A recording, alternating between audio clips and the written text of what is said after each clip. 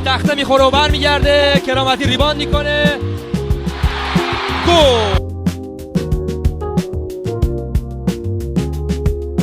سین آقا جانپور همکاریش با کرامتی از روی کورنر و توپی باله سرگیازی 28% نفت موفق بوده. 34 تا اوبیدی تو به گاگیچ داد. گاگیچ که اصلا زیر سبد هم نرفته و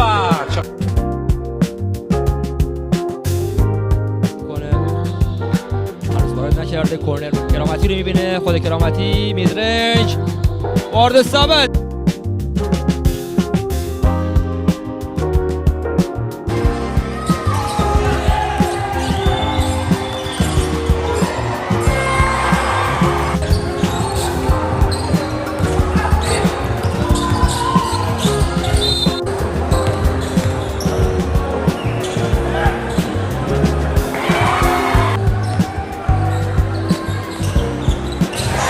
شیخی خود کرامتی نفوذ میکنه. یه چرخش رو حلقه. دو امتیاز. مربی درخواست تایم کرده. پرتاب اول وارد سمت میشه. کرامتی پرتاب اولش وارد سمت میکنه. نتیجه 32-26. آماده پرتاب دوم. پرتاب دوم هم مانند پرتاب اصلا جا میذاره. محسن مرادمندی رو به بالا. خود کرامتی و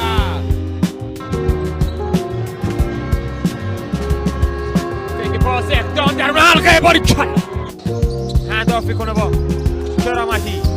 فکر شاد اقدام درون حلقه. بله اتفاق میفته.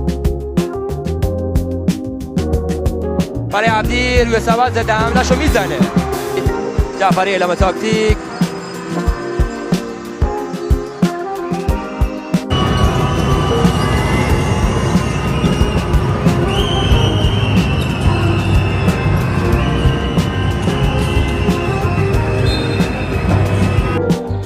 احسان صمد عابد و احسان صمدی 5 بازیکن تیم محگل در این مسابقه هستند. در این حمله یه پاس ریسکی رو زدن رو محسن امتیازی و در رقص کرامتی توپ رو رقص در میاره. اسکرین از گاگیچ. خودش دریافت انداخت.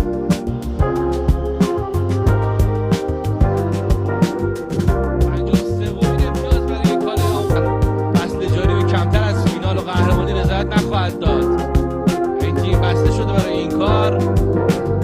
اگر راه خودش رو پیدا کنه نفت در ادامه. در 4 بازی گذشته هماهنگ نشون ندادن. زرتوش خطایی روی بازیکن نفت صورت بگیره و شاید این یک امتیاز جبران بشه. بعد جای امتیاز دادن نفت.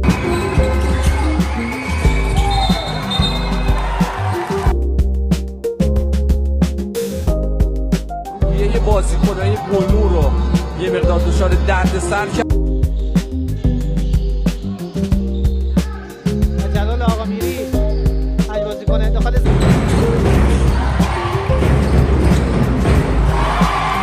فوز پاس به بیرون.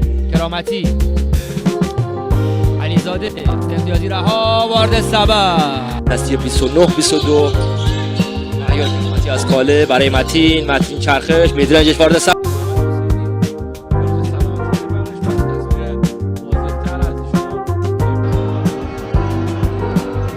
کرامتی برمیگردونه. آقا جانپور پرتاب 3 امتیازی. یک بار دیگه فنیشه برمیگردونن. پرتاب 3 امتیازی یک بار دیگه برای تیم کاله و این بار درون حلقه قرار.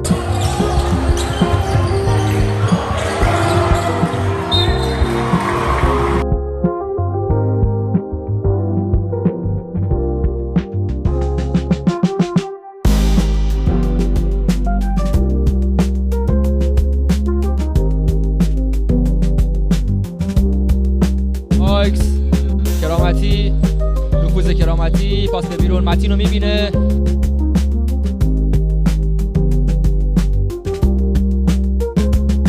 توپ داد به کرامتی.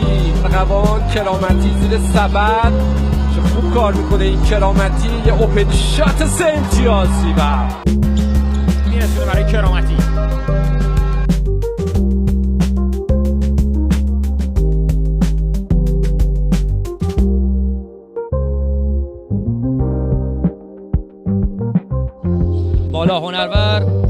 امتیازی به لبه سبد میخوره. کرامتی بیاد و یه اورژیگاگیچ یه چرخش میبره به کورنر، میگیره و اقدام میکنه از کورنر راست. پدرام فلاریمان